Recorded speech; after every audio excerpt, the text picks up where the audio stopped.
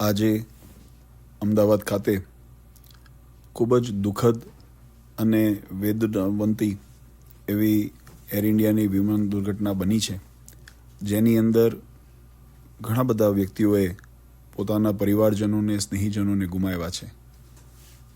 આ દુઃખને વ્યક્ત કરવાનું કોઈ શબ્દમાં માધ્યમ પ્રાપ્ત નથી થતું, પણ ભગવાનને એટલી જરૂર પ્રાર્થના કરીએ કે આ દુર્ઘટનામાં જેમને પોતાના પ્રાણ ગુમાવ્યા છે, બધા જીવાત્માને ભગવાન શાંતિ આપે અને એમના પરિવારજનોને આ પહાડ જેવું દુઃખ જેમના ઉપર આવ્યું છે એને સહન કરવાની શક્તિ આપે.